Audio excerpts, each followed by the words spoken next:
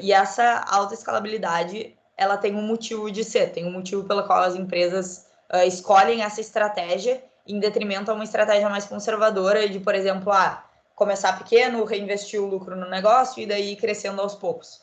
É porque elas têm medo de perder o mercado. Muitos desses mercados onde essas startups estão se inserindo são mercados do winner takes it all. Então, quem ganhar a competição para ficar com aquele mercado, supostamente, na visão do CEO dessas empresas, vai ficar com o mercado inteiro para si e daí sim vai poder explorar um momento aí de maior lucratividade. Isso é associado a ganhos de escala. Então, a gente vai falar um pouquinho sobre isso, que já é um conceito mais da economia tradicional, mas que influencia muito em como essas startups estão se desenvolvendo. Como tudo acaba sendo online, os custos marginais são muito baixos. O que são custos marginais? É o custo para te produzir mais uma unidade. Então, para te ter mais um usuário no Airbnb, o custo é irrisório, tu não tem custo para isso. Então, o custo é de infraestrutura online, basicamente, e de salvamento de dados, que é muito baixo. Então, tu não tem um custo fixo para manter as pessoas. Não é que nem uma fábrica de carros, por exemplo, que quando tu constrói mais uma unidade de um carro, tu vai precisar gastar mais em matéria-prima, tu vai precisar gastar mais em hora de trabalho das pessoas. Então, obviamente, o teu custo marginal é significativo. Nesses produtos online, isso não é verdade. Então, se quer abraçar o máximo de mercado possível, o mais rápido possível. A economia de escala tradicional, então, envolve especialização de mão de obra. Então, quanto mais unidades tu produz, menos pessoas qualificadas para cada unidade tu vai precisar ter. Então, por exemplo, para te fazer um carro só, provavelmente vai ser muito caro, porque tu vai precisar ter um engenheiro, tu vai precisar ter toda uma planta de fábrica, tu vai precisar ter uma série de coisas, que para te fazer quando tu vai fazer o segundo, já não é tão caro quanto o primeiro. E assim por diante. Então, o custo marginal vai diminuindo a cada nova unidade. Então, essa especialização na mão de obra, que tu consegue ter alguns profissionais que vão pensar realmente a engenharia do carro, mas que tu só vai precisar ter um desses caras, ou 10 desses caras, mas tu não vai precisar aumentar eles na mesma proporção que aumenta a tua produção. A compra de insumos em escala, que é autoexplicativo, e a diluição, então, desse custo fixo de instalação das fábricas, das coisas que tu está fazendo. Dentro da nova economia, tem um desses fatores que explode, que é justamente o custo marginal. Então, enquanto para construir um carro, como eu falei, o teu custo marginal é significativo, no Airbnb, para te adicionar mais um usuário, esse custo não é significativo. E tudo é construído para isso. Toda a plataforma é construída para te poder fazer o onboarding com o mínimo de interação possível com uma pessoa que vai precisar de hora de trabalho. Então, tu vai conseguir fazer isso de forma muito ágil, de forma muito eficiente, porque isso faz parte do core da empresa. Se ela não conseguir fazer esse custo marginal ser tendente a zero, ela não vai conseguir ter esse ganho de escala explosivo, digamos assim. E daí a gente tem a parte de economia de escopo, que é a parte de economia em função de já ter algumas coisas. Então, quando tu tem um produto só, por exemplo, produz só motores. Tu produz motores para carro. Daqui a pouco tu vai expandir a tua área de atuação de motores para carro e motores para navio. Quando tu vai fazer isso, tu tem um custo para te trocar, digamos assim, algumas coisas que vão ser necessárias, mas já tem algumas coisas instaladas que vão te ajudar nessa transição e que vão fazer que o custo para ti seja menor do que para uma pessoa que produz travesseiro e resolve produzir motor de barco. Então, tu vai ter uma economia de escopo no momento que tu amplia o teu produto para outras coisas similares onde tu tem insumos parecidos. Basicamente isso. Na nova economia, vocês já devem ter ouvido essa frase que data is the new oil. Então, a informação, os dados são o novo petróleo. E daí a gente tem vários produtos dentro dessas plataformas digitais que eles têm uma composição de economia de escala. Um exemplo deles é a Amazon, por exemplo. A Amazon ela tem uma plataforma onde ela vende produtos de terceiros, então qualquer um não, lojas cadastradas podem entrar lá, colocar seus produtos à venda, tu vai poder entrar lá e escolher o produto que tu quer, mas a Amazon resolveu expandir também para ter um produto de produtos próprios. Então, tem coisas que a Amazon produz ela mesma e coloca dentro daquela plataforma para ser vendido. Ela tem um ganho de escopo aí, porque no momento que ela vende esses produtos de terceiros, ela tem uma série de informações sobre as preferências dos usuários que outras empresas não têm. Então, ela vai usar, no caso, ela usou essas informações para otimizar os próprios produtos. Então, por exemplo, ela vê que um produto com essas características vende mais do que um produto com as características um pouquinho diferentes, e ela já direciona a produção dela para aquele produto. Ou, por exemplo, sazonalidade. A partir das informações que tem dentro do marketplace dela, ela sabe que ela precisa de uma produção maior de determinado produto em uma certa época do ano, porque as pessoas consomem mais naquela época.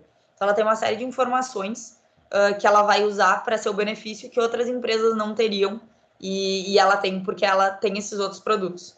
Isso se estende para diversas coisas, não é à toa que essas empresas estão expandindo até carros autônomos e diversas coisas que, como elas têm o background de tecnologia, o pessoal de tecnologia, para fazer esses produtos, elas também acabam se envolvendo em outros nichos tecnológicos que não são necessariamente aqueles que elas estão no início.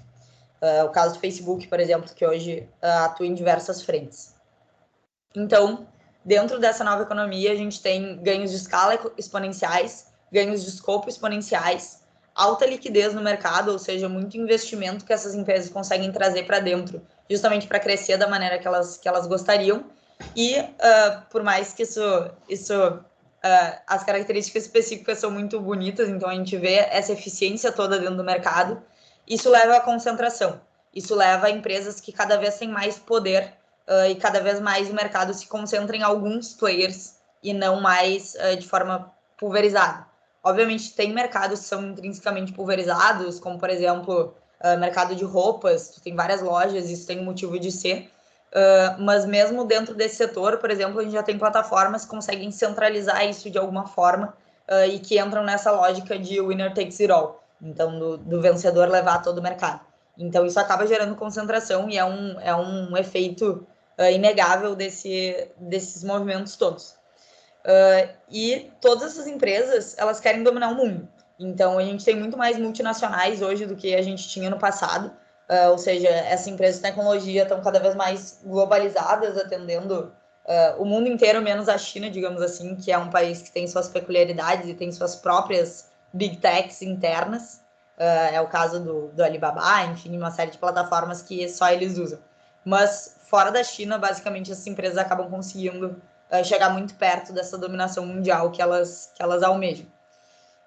Tem também uma maior facilidade geográfica de expandir, né? Porque tu não tem exportação de bens, tu não tem essa questão mais logística, digamos assim. Claro que em algumas empresas tu tem, no Facebook tu não vai ter, por exemplo, mas na Amazon tu tem uma questão logística importante, mas tu acaba tendo mais facilidade de expandir porque tu não precisa colocar outdoor em todo lugar, tu consegue fazer via marketing digital, acaba sendo muito mais tranquila essa questão. E hoje a gente tem empresas que são mais poderosas que os próprios governos, né? Hoje, volta e meia, eu ouço decisões aqui do judiciário do brasileiro, né, no nosso país, falando que o juiz decidiu que o WhatsApp vai ter que fornecer tais informações de um determinado usuário e o WhatsApp só vai dizer que não, vai dizer que é criptografado e que eles não têm acesso a essas informações. Esses dias até eu vi um juiz que estava propondo que o WhatsApp ia ser obrigado a descriptografar as conversas, de forma que ela pudesse atender aos pedidos do Poder Judiciário quando solicitado.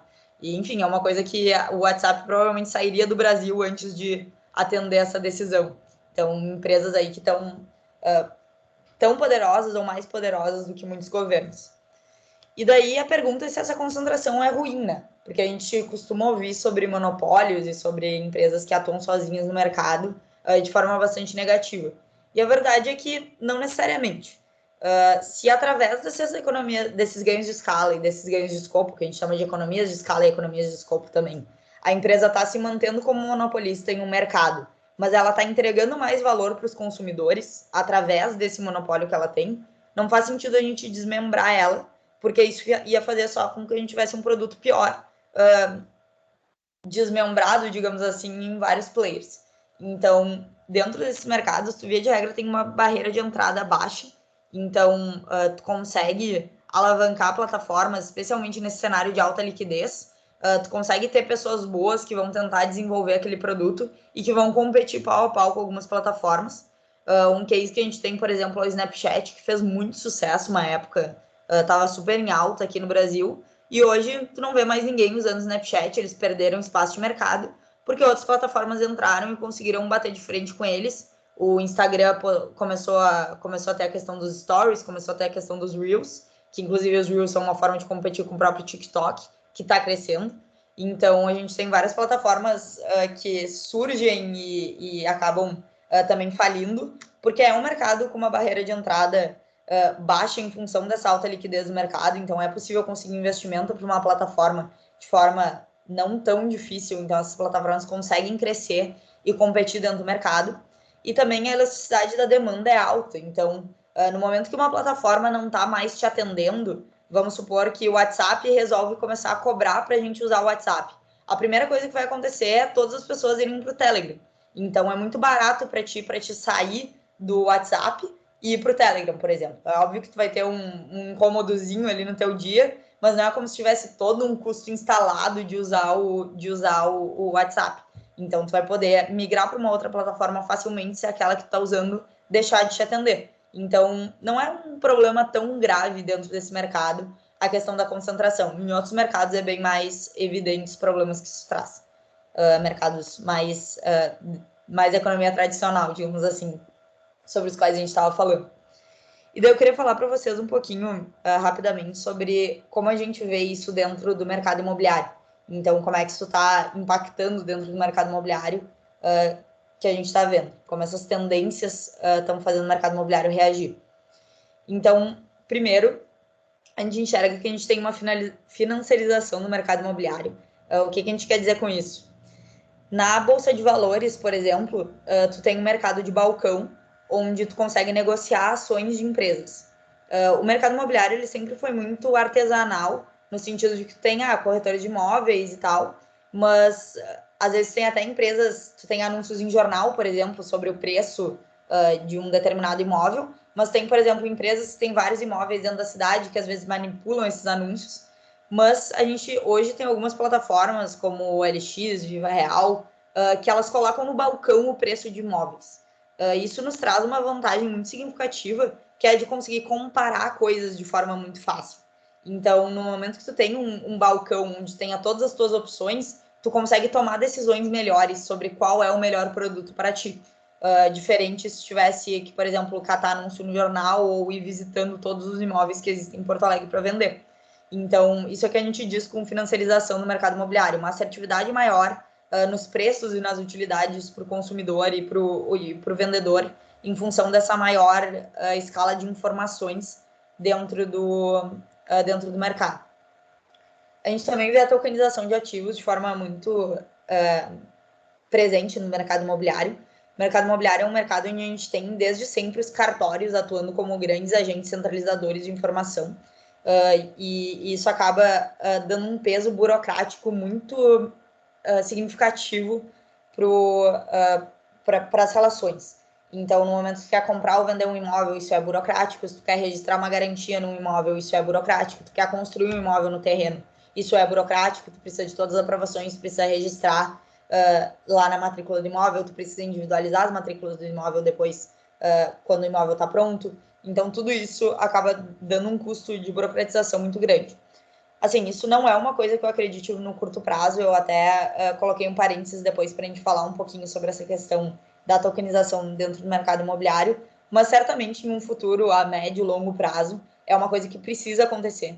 Então, a gente vai ter ativos mais líquidos, a gente vai ter trocas mais facilitadas, então as pessoas vão conseguir fazer transações de forma muito menos burocrática, e isso vai incentivar milhares de coisas do mercado, inclusive um aumento na velocidade dessas trocas. Então, a gente vai ter trocas acontecendo de forma mais assertiva, com preços mais corretos e de forma mais frequente, o que vai fazer com que o mercado imobiliário se aproxime mais do que a gente vê hoje na Bolsa de Valores, por exemplo, com especulação, com alta e baixa de preços, com mais volatilidade também um pouco, mas isso também vai ser muito benéfico, porque vai fazer com que o valor dentro do mercado imobiliário seja mais assertivo, seja mais correto para cada bem que está sendo comercializado, que está sendo trocado dentro dessa economia. E a gente tem cidades cada vez mais moldadas pelo mercado, então, porque a gente tem cada vez mais consumidores e vendedores que estão cientes de todas as informações de compra e venda que tem, de compra e venda, aluguel, enfim, que tem em volta dele, e com isso vão conseguir tomar decisões mais corretas. Então, quando a gente falou lá no início sobre, por exemplo, qual é o melhor produto para ser colocado em um determinado terreno, essa é uma pergunta que ela precisa poder ser respondida, sabe?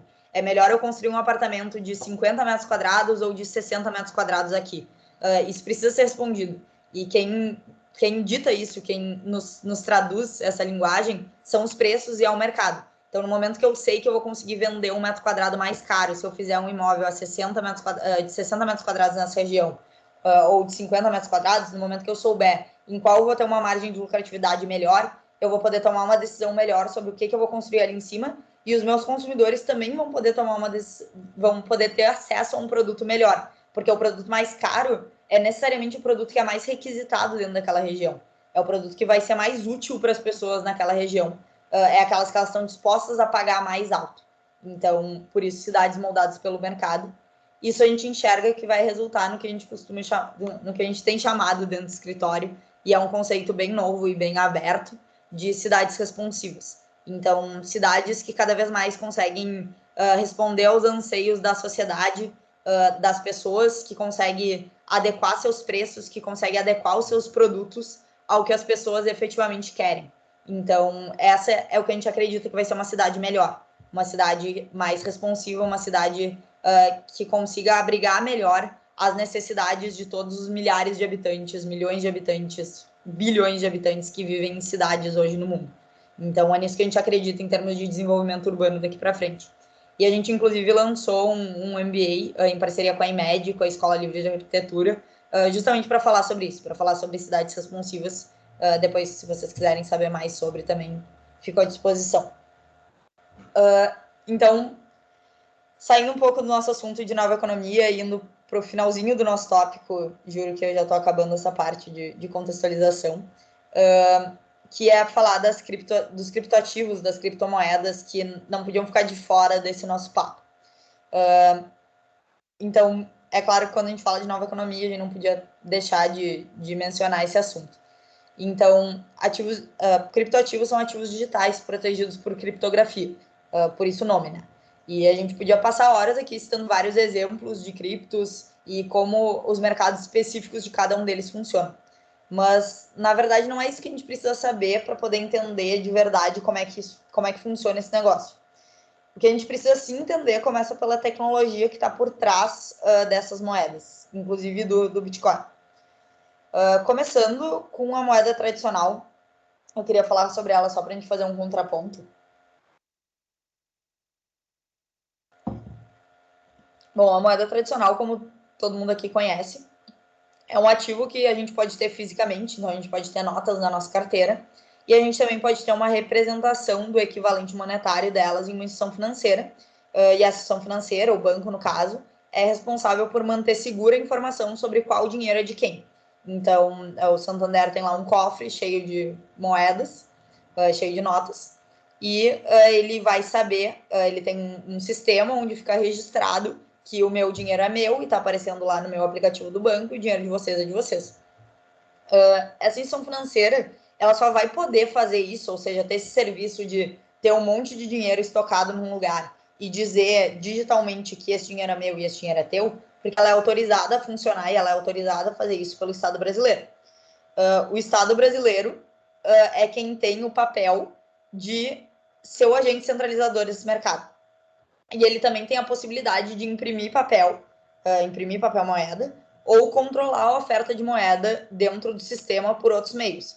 Por exemplo, a gente tem o depósito compulsório dos bancos, que é a quantidade de dinheiro efetivamente que os bancos têm que ter em cima do que eles estão emitindo de moeda digital, que é o que a gente chama. Então, moeda que se tu resgatar todo o dinheiro que está no banco hoje, se todo mundo que tem dinheiro no Santander resolver resgatar esse dinheiro hoje, esse dinheiro não vai estar lá. E existe um rating, uma proporção de até que ponto que o Santander ou qualquer outro banco pode emitir dinheiro a mais do que está lá no cofre dele. Então, isso é um outro meio que o Estado tem, por exemplo, de controlar quanto dinheiro está sendo oferecido dentro da economia. E para todo esse sistema monetário, como a gente tem hoje, funcionar, ele precisa de duas coisas. Uma delas é confiança. Então, a gente precisa confiar que aquele pedaço de papel ou que aquele número no meu aplicativo do banco, ele vai ser aceito como meio de troca, ele vai valer frente a outras pessoas. Isso é um assunto muito interessante para quem gosta de discussões mais existenciais e economia, sobre de onde é que surgiu a base monetária, de onde é que surgiram as moedas, por que elas são aceitas como meio de troca, porque, afinal de contas, um pedaço de papel e uma nota são muito parecidos. Então, por que uma nota tem um valor X e um pedaço de papel não tem? Por que o ouro tem valor? Então, são discussões todas que a gente tem na economia que são muito interessantes e profundamente filosóficas. Mas, basicamente, elas estão baseadas em confiança. Moeda só tem valor porque a gente dá valor para ela através da confiança que todo mundo tem de que ela vai ser aceita como meio de troca no futuro. Então, ela é uma reserva de valor. E o segundo ponto-chave que a gente tem dentro desse sistema é a centralização. Então, se qualquer um pudesse imprimir moeda em casa, se eu pudesse pegar minha impressora e imprimir dinheiro quando eu quisesse, obviamente esse sistema não ia funcionar e não ia dar certo. Então, esse agente centralizador é justamente o Estado. Acontece que por trás dessas moedas, então do Bitcoin, do Ethereum, de tantas outras, da IOTA, de tantas outras que tem, a gente não tem um agente centralizador. A gente tem uma tecnologia que consegue substituir esse agente centralizador. E é justamente isso que faz tanta diferença. Então, a maioria dessas moedas usam como sistema que acaba substituindo essa centralização o blockchain. Segundo a IBM, eu peguei uma definição aqui só para a gente não ficar falando bobagem. O blockchain é um livro-razão compartilhado e imutável, usado para registrar transações, rastrear ativos e aumentar a confiança. Então, basicamente, o blockchain permite que a gente crie uma rede global de registros em vários computadores que dão confiança sobre a existência e a titularidade daquele ativo. Então, se eu, por exemplo, quiser trocar um Bitcoin por um carro contigo, tu vai saber que... eu vou saber que tu tem o carro, porque tu tem a documentação do carro para me provar que ele é teu, que também é centralizada no Estado, então é o Estado que emite aquela documentação, no caso, o Estado brasileiro, e tu vai saber que o Bitcoin é meu, não porque alguém, alguma empresa ou algum Estado te falou. Tu vai saber que ele é meu porque está registrado lá na cadeia blockchain que eu sou o usuário que tem aquele determinado pedaço de ativo. Então, é por isso que tu vai saber que aquele Bitcoin é meu e vai aceitar fazer essa troca. Então, tu não precisa dessa confiança em um terceiro, em um agente centralizador. Então, é uma maneira descentralizada de fazer trocas. E a gente confia que ninguém vai poder imprimir Bitcoin, por exemplo, também por causa disso, porque a gente sabe que isso está seguro dentro de uma outra escala, digamos assim, dentro dessa rede que existe. Então, por isso que o blockchain é tão revolucionário, digamos assim, porque ele permite essa descentralização de informação e de poder, digamos assim. Então, tu não precisa mais ter um Estado, tu não precisa mais ter uma empresa, tu pode fazer aquilo de forma descentralizada. No mercado imobiliário, especificamente, como a gente já falou, e para explorar um pouco mais isso, hoje a gente tem os cartórios, que são justamente os agentes responsáveis por centralizar essas informações. Então, se alguém quiser vender um imóvel, essa pessoa vai precisar ir no cartório e registrar que o imóvel que era do João agora foi para Maria, por exemplo. Isso serve para quando a Maria quiser vender, ela também conseguir provar que o imóvel é dela e não mais do João. Isso também serve para o João, depois de vender para Maria, não poder vender esse imóvel para nenhuma outra pessoa. Então, causando, obviamente, uma confusão sobre quem é o proprietário desse imóvel. Mas, digamos que essas duas pessoas não querem mais precisar registrar isso em um cartório e elas resolvem tokenizar esse ativo e fazer a transação via blockchain. Então, eles vão criar um sistema de registro confiável e eles vão registrar a transação por ali no blockchain. Entre eles dois vai estar tudo resolvido. O problema é que o resto do mundo, porque existem os cartórios e porque é lá que ficam os registros, vai continuar achando que o imóvel é do João e nada vai impedir, por causa dessa transação que eles fizeram em uma blockchain que eles criaram, nada vai impedir o João de ir lá no cartório no dia seguinte e vender o imóvel para um terceiro. Então, isso é um problema. E percebe a diferença em relação ao Bitcoin, porque o Bitcoin é um ativo autocontido, então ele só existe dentro da blockchain Bitcoin. Já o imóvel, não. Ele é um ativo físico, ele precisa de alguém para pagar condomínio, ele precisa de alguém para cuidar de reparos, para cuidar de vazamentos. Ele está registrado em um outro lugar que não é só esse blockchain. Então, a gente tem uma série de dificuldades que não existem na transação de um Bitcoin, por exemplo, mas que existem sempre que tu vai transacionar qualquer imóvel físico. Ou seja, tu vai transacionar um carro, tu vai transacionar um imóvel, tu vai transacionar um barco, tu vai ter alguns empecilhos relacionados ao fato desses imóveis já estarem registrados em algum outro lugar. E o que muitas empresas têm feito para conseguir fazer essa tokenização dos ativos, digamos assim, é pedir para o proprietário original daquele ativo transferir para aquela empresa. Por exemplo, eu sou a empresa de token lá, e tu tem que transferir esse imóvel para mim, lá no cartório, e daí quando a gente fizer essa transferência, a gente também vai registrar que aquele imóvel, a partir daquele momento, só vai poder ser transacionado através daquela rede blockchain que eu criei.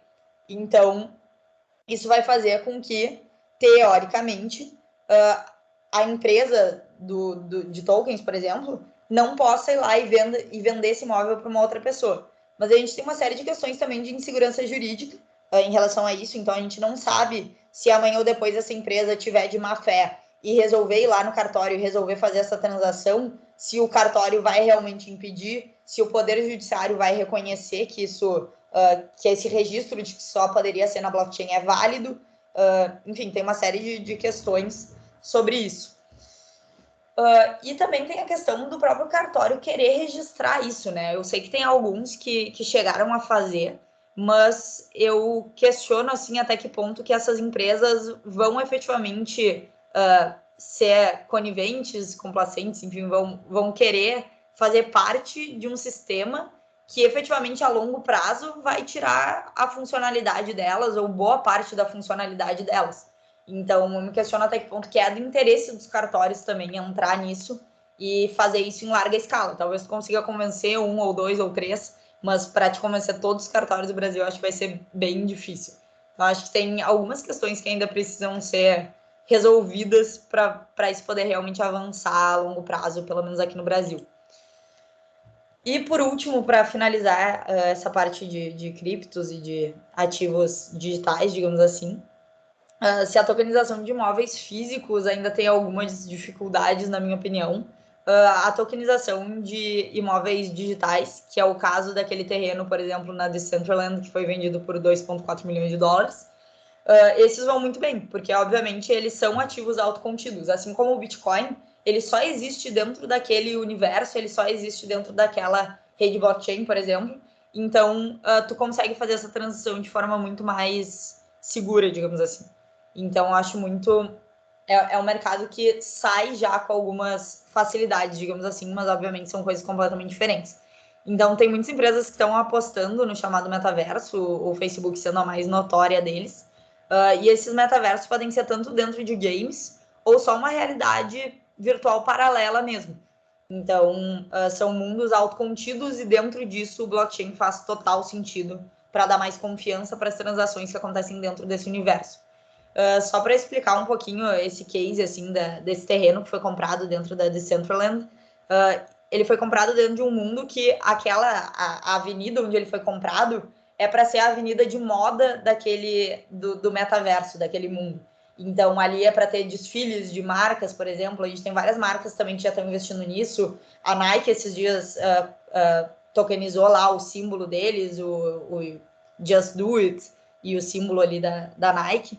Então, tem várias empresas fazendo movimento para entrar nesse mundo. E imagina, por exemplo, uma rua da moda, assim, por exemplo, com uma loja da Nike, uma loja da Louis Vuitton, uma loja conceito da Gucci, e a rua digital ali dentro daquele mundo virtual, onde as coisas acontecem, onde acontece um desfile de moda do mundo virtual, enfim, tem muitas coisas inusitadas que estão para acontecer dentro desse mundo, e vamos ver como é que isso vai refletir na nossa realidade, e muito ansiosa, assim, para ver quais são os próximos passos desse mercado. Acho que tem bastante futuro. Então tá, finalizamos a parte de nova economia e de contextualização.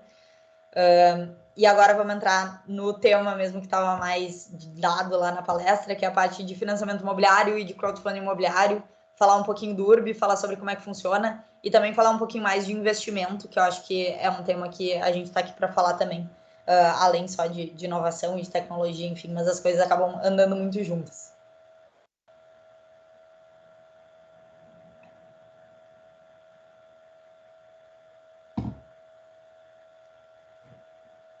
Vamos lá, então. Falar de financiamento imobiliário. Primeiro vamos falar sobre como ele funciona hoje, tá? financiamento imobiliário, hoje o crowdfunding já é uma realidade, então não vou falar como se não fosse, mas antigamente, digamos assim, tu tinha menos opções sobre como financiar o teu empreendimento. Mas até hoje a gente ainda tem uma estrutura que acaba sendo quase imbatível porque ela é subsidiada. Então, tu tem os bancos entrando com boa parte do valor dos empreendimentos residenciais. A gente vai falar aqui basicamente de empreendimentos residenciais. Nos comerciais, shoppings e tal, tu tem muito mais investimento privado, no caso, investimento sem ser de bancos, de fundos de investimento, de pessoas físicas, enfim, tu tem investimentos de outras fontes. Mas empreendimentos residenciais, eles tendem a ser sempre financiados por bancos. Por que isso acontece? Porque as taxas são muito baixas. A gente tem hoje, dentro do mercado econômico, né, do Casa Verde e Amarela, a gente tem taxas ali de 6, 7% ao ano. Falando do mercado de médio alto padrão, a gente tem taxas ali de 11, 12, 13% ao ano. Então, é um mercado onde vale a pena tu pegar financiamento em banco. Então, isso é inegável. Então, os bancos, eles acabam entrando com até 80% do valor total do empreendimento. Porque o que acontece? Tudo que o banco financia, ele precisa estar coberto por garantia real. Então, no momento que ele pega um terreno lá, por exemplo, ele vai financiar aquele empreendimento pegando o terreno como garantia. A partir do momento que aquele empreendimento for sendo construído, por exemplo, no caso Casa Verde e Amarela, o dinheiro vai sendo repassado para o incorporador à medida que o empreendimento vai subindo. Então, obviamente, o empreendimento, uma vez que ele já está com as fundações prontas, já está com a estrutura pronta, ele vai ter uma garantia real que vai sendo adicionada em cima daquele terreno. Isso também fica para o banco. Mas ele tem sempre uma margem ali desses outros 20% do financiamento do empreendimento que ele não cobre, porque ele cobre basicamente só os custos de obra, os custos diretamente com obra. E a gente também tem custo de lançamento, a gente tem custos com projetos, a gente tem os custos adjacentes do empreendimento, que não vão entrar dentro dessa conta e às vezes nem o valor total da obra acaba sendo financiado. Então a gente tem esses bancos entrando como grande parte do projeto, a maioria dos projetos vai ser financiado por eles.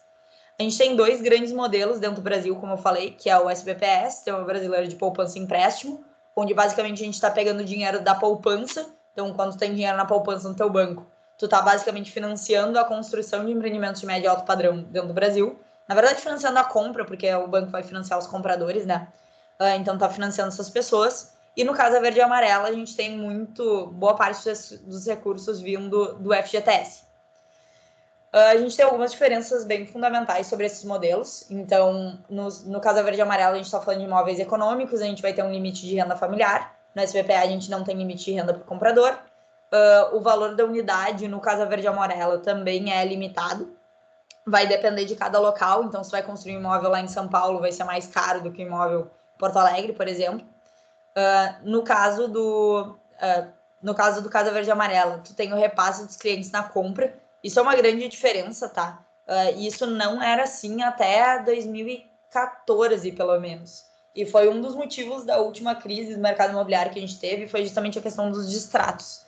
Isso é bem importante, porque o que acontece? No Casa Verde e Amarela, no momento que tu vende o imóvel para aquele cliente, então no momento que tu tá lá na planta ou que tu tá no início da tua obra e tu vende aquele imóvel para o cliente, esse cliente imediatamente ele vai lá na Caixa Econômica Federal, ele vai lá no banco que está financiando, que é ou a Caixa ou o Banco do Brasil, e ele vai aprovar o financiamento dele.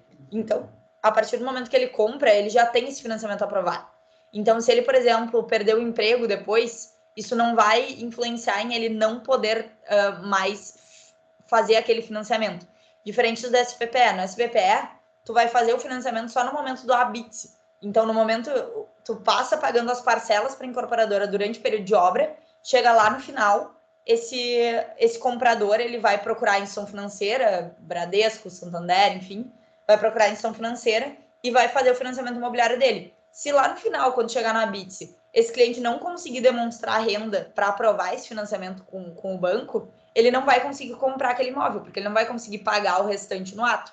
Então, basicamente, tu vai ter uma série de distratos que são decorrentes da perda de poder aquisitivo, da perda de renda de um consumidor durante o período do empreendimento. Então, isso foi o que aconteceu lá em 2014, 2015. A gente tinha basicamente todos os empreendimentos sendo financiados dessa forma e a gente teve uma perda generalizada de renda da população. Então, quando chegou lá no momento de repassar o cliente para o banco, esse cliente não tinha mais renda comprovada, ele não tinha mais renda formal e ele não conseguia fazer esse financiamento. Então, ele acabava destratando lá no Habite e a incorporadora também acabava ficando sem os recursos do financiamento que era para ser repassado para aquele consumidor e, obviamente, pago para a incorporadora e acabava ficando sem esse dinheiro. E várias empresas dentro do ramo imobiliário sofreram muito com isso ali entre 2014, 2015 e 2016. Falando de taxas, então, já comentei com vocês, até isso subiu um pouquinho recentemente em função da alta da Selic, agora está um pouquinho mais alto que isso, mas continuam sendo taxas muito atrativas comparado ao que tu tem no mercado de crédito privado, digamos assim.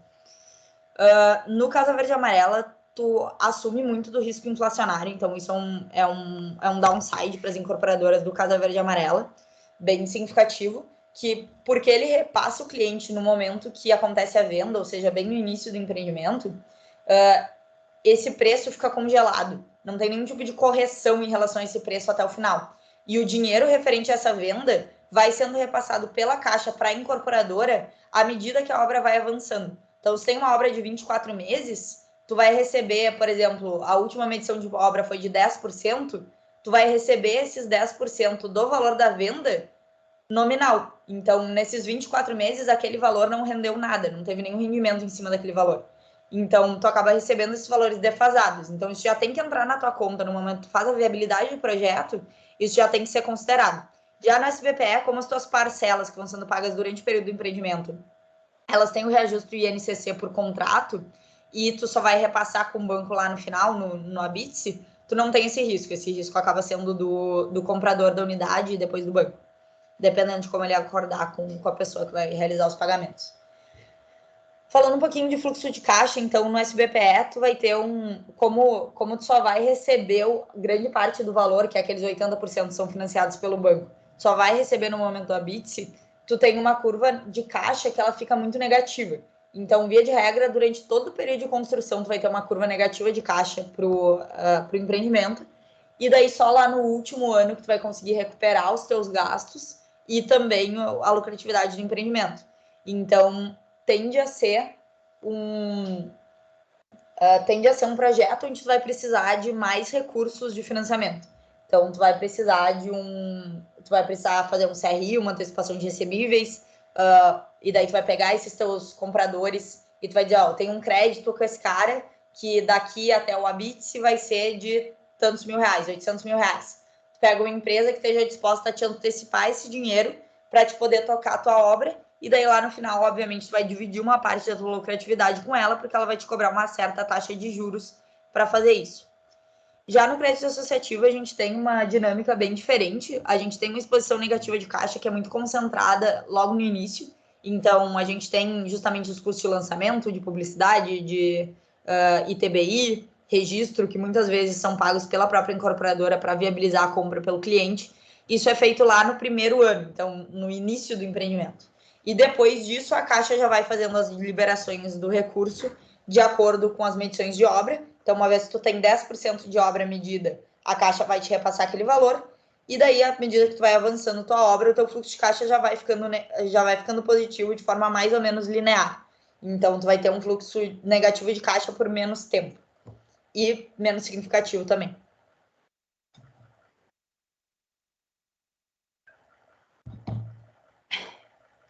Falando agora dos outros 20% que são necessários para fazer o empreendimento acontecer. A gente tem alguns veículos que podem ajudar nisso. Um é o CRI, que eu falei para vocês, que tá. Peraí. Tem o CRI aqui que eu comentei com vocês, a gente tem a questão do capital próprio, a antecipação de recebíveis é o CRI é só uma forma empacotada, digamos assim, de fazer isso. A gente tem os investimentos societários, então, por exemplo, tu pode entrar de sócio em uma SPE, ou tu pode constituir uma SCP com alguns sócios, tu pode, obviamente, usar teu capital próprio, tu pode, se for um empreendimento de altíssimo padrão, por exemplo, usar muito a venda à vista, então tu pode fazer com que os compradores mesmo paguem uma entrada tão significativa que eles banquem basicamente o empreendimento, e tu pode pegar um empréstimo de capital de giro, inclusive a própria Caixa Econômica Federal, quando tu faz o plano empresário lá, tu tem uma boa parte que é financiado via empreendimento mesmo, então que é para aquele projeto específico, e tu também pode pegar um capital de giro para holding e complementar esse capital, digamos assim, que é necessário, e daí, obviamente, tu vai pagar um custo de capital mais caro nesse caso. Tá. E daí, a partir desse cenário, assim, de fundo imobiliário, onde a gente tem boa parte financiada pelos bancos, onde a gente tem um excedente de 20%, que tem alguns veículos onde podem ser financiados, o nosso problema que a gente quis atacar, quando a gente teve a ideia do crowdfunding, foi a questão dos 20%, porque a gente entende que os outros 80% estão bem atendidos com as taxas de juros que existem hoje no mercado, mas a gente viu uma oportunidade dentro desses 20% de basicamente democratizar o acesso a esse tipo de investimento. E foi aí que a gente teve a ideia do crowdfunding. O crowdfunding não é necessariamente um conceito novo, tá? O primeiro crowdfunding de que se tem notícia é o crowdfunding para a Estátua da Liberdade. Tinha um dono de jornal na época que se chamava Mark Pulitzer, Joseph Pulitzer, desculpa. E ele era dono de um grande jornal em Nova York. E a Estátua da Liberdade foi doada para a cidade de Nova York. Só que na época a cidade não estava com dinheiro para construir a base da estátua. E daí esse cara ele postou no jornal dele que cada um poderia doar $1 para a construção da base da Estátua da Liberdade, e assim foi feito. Hoje um dos maiores monumentos do mundo, é também o nosso primeiro case de crowdfunding, de doação nesse caso. E foi assim que o crowdfunding começou, mais como a gente conhece, como crowdfunding de doação. Lá em 2007 começaram a surgir as primeiras plataformas lideradas pela Indiegogo. Em 2009 começaram a surgir as primeiras plataformas de crowdfunding com contrapartida. Então, tu doava um dinheiro para aquele projeto, mas aquelas pessoas que estavam desenvolvendo o projeto tinham a obrigação de te mandar de volta, por exemplo, se estava financiando um protótipo, tu ia receber, uma vez que o produto fosse finalizado, tu ia receber aquele produto na tua casa, por exemplo. Alguma coisa assim. E também estavam surgindo algumas plataformas de compra coletiva. Então, basicamente, plataformas onde tu podia comprar em grupo, por exemplo. Isso existe até hoje. Tu vai comprar, por exemplo, um rodízio de pizza em grupo, e daí tu compra 40 rodízios e depois distribui isso em um site na internet, e daí todo mundo consegue pagar mais barato por aquele produto. Então, esse conceito de compras coletivas estava surgindo na época. Isso a gente está falando lá de 2013. E a partir disso, o que foi pensado foi por que a gente não poderia viabilizar esse conceito de compras coletivas para o mercado imobiliário. Então, por que não trazer isso para o investimento imobiliário e, por exemplo, várias pessoas se juntarem para comprar um imóvel na planta? E daí, obviamente, depois ser vendido e todo mundo dividir o lucro financeiro que fosse obtido com isso.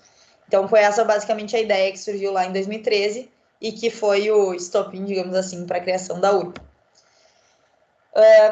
De 2013 até 2015, a gente acabou estudando bastante regulação para conseguir colocar o primeiro projeto no ar, porque no Brasil a gente tem uma série de regulamentações envolvendo o mercado de investimentos. Então, não é qualquer um que pode ir lá e colocar no ar um projeto de investimento, uma captação de investimentos, desculpa, porque existem uma série de regulamentações sobre como tu deve informar isso para o público. Enfim, existe uma preocupação sobre tu não estar enganando as pessoas, digamos assim, e, enfim, é legítimo. Então, de 2013 até 2015, a gente passou estudando qual seria o melhor modelo jurídico de colocar essa operação no ar. Em 2015, a gente finalmente conseguiu, a partir de um trabalho ativo junto à CVM, que é a Comissão de Valores Imobiliários, a gente conseguiu viabilizar esse projeto.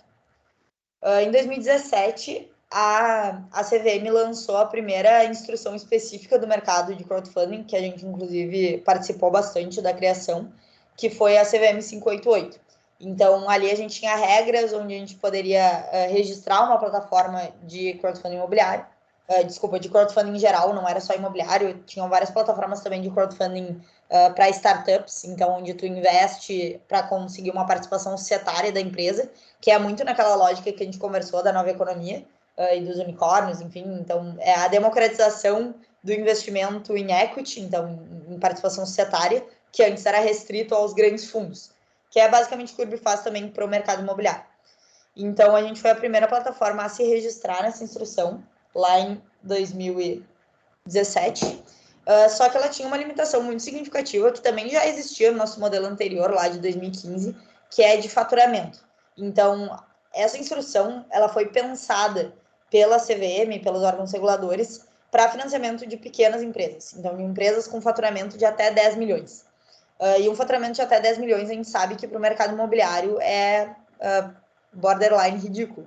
Porque como tu tem um produto com muito valor agregado, então as tuas unidades são caras, o produto imobiliário é um produto caro, para te chegar num faturamento de 10 milhões é muito fácil.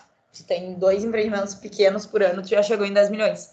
Então a gente acabava ficando limitado a trabalhar ou com empresas que estivessem em fase não operacional, porque esses 10 milhões era no ano anterior. Então, se a empresa, por acaso, tinha tido um ano ruim ou não tinha lançado no ano anterior, a gente poderia trabalhar com ela. Não tinha vendido, né, no ano anterior, a gente poderia trabalhar com ela. E se fosse uma empresa iniciante que estava começando no mercado. Então, a gente acabou pegando muitas empresas durante esse período que eram menos consolidadas do que a gente gostaria e do que a gente tinha oferta. A gente tinha muitas empresas nos procurando com um faturamento bastante alto, que tinham interesse no modelo, tinham interesse em participar, mas não podiam em função dessa limitação. A gente, então, foi atrás de um outro modelo regulatório, daí a gente está falando do nosso terceiro modelo regulatório aqui, para conseguir colocar isso de pé de alguma forma com empresas mais sólidas, porque a gente não queria ficar financiando só empreendedor de primeira viagem. Então, a gente pesquisou outras regulamentações possíveis e a gente chegou em algumas soluções do Banco Central. Então, hoje a gente é uma plataforma correspondente bancário de algumas instituições financeiras. A gente já é correspondente bancário do Topaz e da Money Plus e está indo para uma terceira instituição financeira agora. E a gente atua como intermediação de crédito, então, sob as regras do Banco Central.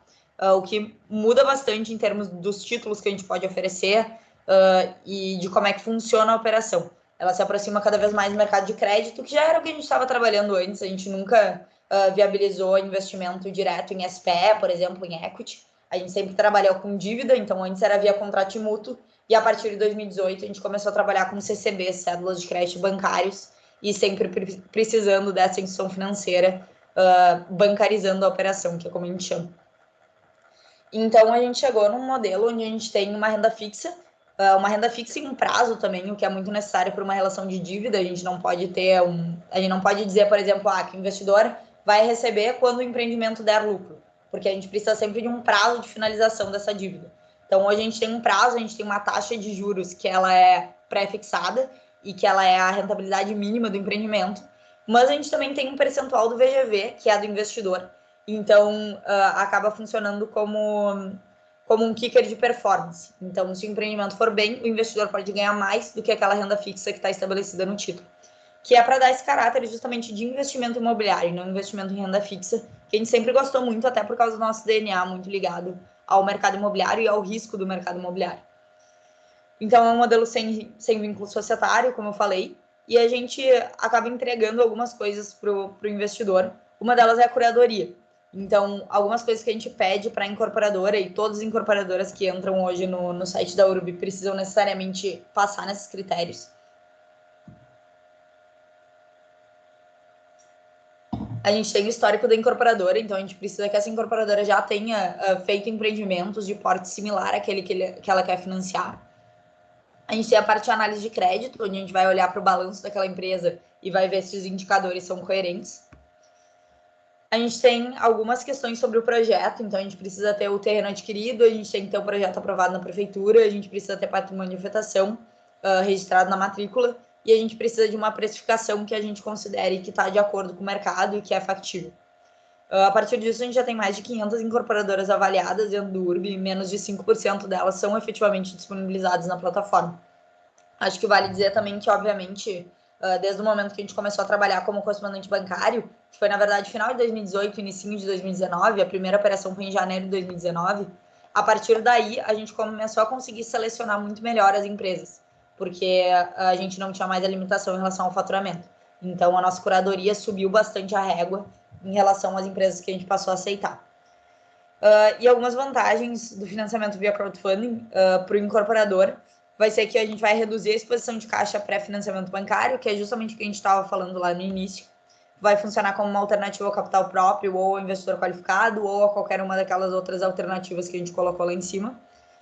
A gente oferece, todas as plataformas também, um serviço de gestão de investidores, porque no momento que tu tem uma captação via crowdfunding, tu passa a ter 300, 400 investidores em um projeto.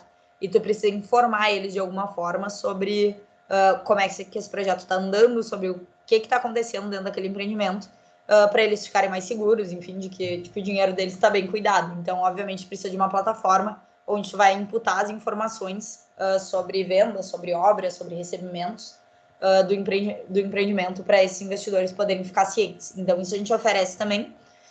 É um dos nossos maiores orgulhos, inclusive o nosso painel do investidor. A gente reformulou ele bastante nos últimos anos e pensou com bastante carinho ele. Então, é uma ferramenta bem legal. E a parte de mídia espontânea que acaba proporcionando para o empreendimento, especialmente em cidades menores, acaba tendo uma exposição local para a incorporadora ou para incorporadoras que já estão em um porte médio e querem ter uma exposição nacional. Também é legal porque a gente tem investidores de todos os 27 estados do Brasil. Então, é bastante pulverizado mesmo e acaba dando visibilidade para a empresa. Para o investidor, a gente tem investimentos a partir de R$1.000, que é o benefício óbvio, então desburocratização desse mercado e democratização dele também. Rentabilidade que antes era acessível só a grandes investidores, então aqueles 20% e o financiamento via CRI, por exemplo, ou entrar de sócio numa SPS, CP, ninguém faria isso com R$1.000, né? As pessoas começariam a fazer isso com 1 milhão, 2 milhões, até porque para investir em CRI, muitas vezes precisa ser investidor profissional, investidor qualificado, e não é amplamente divulgado no mercado, então são modalidades realmente reservadas a fundos de investimento, a investidores mais experientes e maiores. Então, a gente dá acesso a essa rentabilidade para todo mundo e a gente oferece uma possibilidade de diversificação. Então, ao invés do investidor que, por exemplo, queria investir em imóveis, por exemplo, imóvel na planta, mas para investir em imóvel na planta, ele teria que comprar um empreendimento, uma unidade inteira, que custa, sei lá, 300, 400 mil. E daí, essa pessoa teria, sei lá, 600 mil de patrimônio. Se ela colocar 400 mil ali, ela está imobilizando basicamente 66% de todo o patrimônio dela em um único ativo. E para quem entende minimamente de investimento, sabe que o grande mantra de todos os gurus do investimento é diversificação. Então, não é prudente, e é uma coisa até que eu costumo comentar bastante, assim, que é uma das coisas que acabam pesando a favor da questão do aluguel, é que realmente se tem um patrimônio de até 1 milhão, 1 milhão e meio ali, tu alocar mais de 40% do teu patrimônio em um único ativo é uma coisa muito arriscada. Tudo bem que, obviamente, está comprando não só como um investimento, mas também para te morar ali, mas geralmente, quando se compra um imóvel, se espera uma valorização a longo prazo. Então, tu se expõe a um risco muito grande no momento que tu faz isso. Então, por isso, até para investidores maiores que tenham ali 400 mil de investimento, por exemplo, o URB acaba sendo uma alternativa muito atrativa para te poder diversificar o teu risco. Então, ao invés de colocar 400 mil em um imóvel só, tu vai colocar 10 mil em 40 imóveis. E daí a tua chance de ter um retorno atrativo, ela sobe muito, porque tu não tem risco, por exemplo, de tu comprou um imóvel numa região que tinha tudo para se valorizar, mas o shopping que ia ser construído ali não foi mais, e daí a população daquela região perdeu um pouco de renda, e daí daqui a pouco tu vê um imóvel que tu teve uma valorização de 2, 3% ao ano, e acabou imobilizando boa parte do teu capital com um ativo que acabou sendo não lucrativo. Então, essa parte da diversificação é uma coisa que a gente bate bastante, que é bem importante para a gente. Finalizando aqui, últimos 2 slides, falando um pouquinho só dos nossos objetivos, dos nossos números e um pouquinho do que a gente tenta fomentar. Então, hoje a gente é a maior comunidade de investidores imobiliários da América Latina. A gente se orgulha muito disso e a gente tenta fomentar isso para a gente ter cada vez mais pessoas participando e não só com investimentos, mas também lendo a nossa newsletter, consultando o nosso blog. Então, a gente produz muito conteúdo sobre o mercado imobiliário e é uma coisa que a gente gosta bastante de fazer. Hoje a gente tem mais de 55 mil membros, então pessoas cadastradas na nossa plataforma, mais de 6.200 investidores, mais de 87 milhões captados e mais de 1 bilhão de VGV viabilizado via plataforma da URB, né? Então, já alguns números bem significativos, a gente ainda está em um mercado que está engatinhando, mas a gente espera grandes coisas e olhando para o cenário internacional, a gente tem confiança de que chegaremos perto do tamanho de mercado que já existe em outros países, como Inglaterra, Estados Unidos, onde esse mercado está mais desenvolvido. Então, é isso que eu queria passar para vocês hoje. Deixa eu compartilhar minha tela aqui. Ah, já está descompartilhado? Sim. Agora a gente abre para perguntas.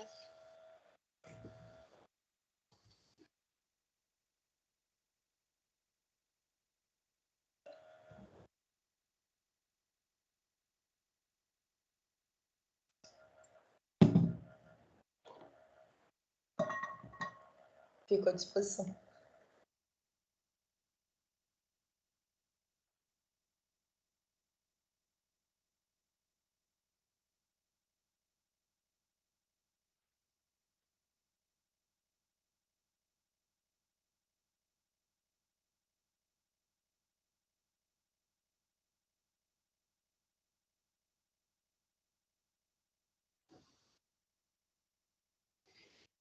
Bom, enquanto o pessoal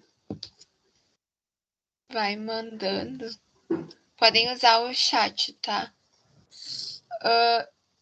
Eu tenho uma dúvida.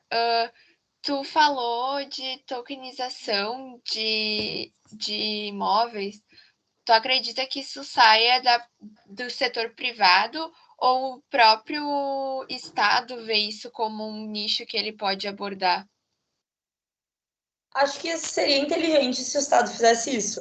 Foi um movimento que, inclusive, aconteceu com o Pix. Deixa eu colocar vocês na minha tela aqui, senão vai parecer que eu estou falando com o lado aqui. Mas eu acho que seria um movimento inteligente, assim, se o Estado quer manter isso centralizado, seria inteligente. Mas, por exemplo, foi o que aconteceu com o Pix, né? A gente tinha o Facebook entrando muito forte, querendo colocar o WhatsApp Pay. Então, já existia esse movimento, eles estavam protocolando várias coisas com o Banco Central para conseguir autorização, e eu tenho certeza que isso acabou acelerando muito os planos do Banco Central em relação ao lançamento do Pix, justamente para não perder o gancho e conseguir fazer com que isso seja amplamente utilizado, e foi um grande sucesso. Então, eu acho que talvez acelere planos, talvez as empresas entrando nisso e tentando fazer acontecer, acelere iniciativas estatais para fazer isso acontecer também. Eu não sei te responder assim de quem vai partir, eu acho que já tem empresas que estão fazendo, mas é como eu falei, eu acho que sem a ajuda do Estado, digamos assim, as empresas não vão conseguir fazer isso, porque os próprios cartórios vão impedir, sabe? Então. Sim, porque eles geram um lucro imenso, né? Tipo, se for olhar o quanto eles lucram só em uma transação dessas. Tem duas pessoas que imprimem dinheiro no Brasil. O Estado brasileiro pode imprimir dinheiro e os cartórios também imprimem. São os dois impressores. Tô brincando, eles não imprimem de verdade. Tá? Não. Eu acho que o chat está desativado. Pelo menos para mim. Dá pra avisar. O chat ele fica desativado se não entrou com uma conta de Hotmail. Ah, entendi. Tá bem. Eu tenho mais uma dúvida. Qualquer pessoa pode fazer um investimento pelo Urb? Sim, qualquer um pode entrar lá, tem que fazer o cadastro, tu vai precisar mandar documento de identificação, comprovante de residência, mas feito isso, qualquer um pode investir a partir de R$ 1.000. Mas a gente sempre recomenda, né, que se tu tem só R$ 1.000 para investir, provavelmente o melhor canal para ti é colocar algum dinheiro no Tesouro Direto, fazer uma reserva de emergência, e daí quando tiver mais dinheiro, já tiver ali teus 6 meses de vida garantido, investimento seguro, daí sim tu pode começar a pensar em crédito privado, seja via Urb ou outras empresas que fazem esse tipo de investimento. Mas a gente sempre aconselha a diversificação, então tá colocando pelo menos R$ 10.000 em 10 empreendimentos diferentes é uma boa estratégia.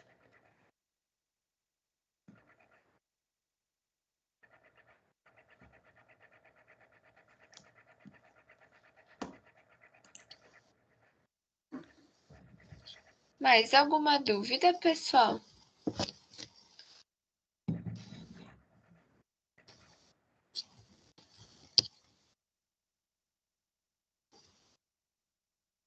Bom, eu particularmente adorei.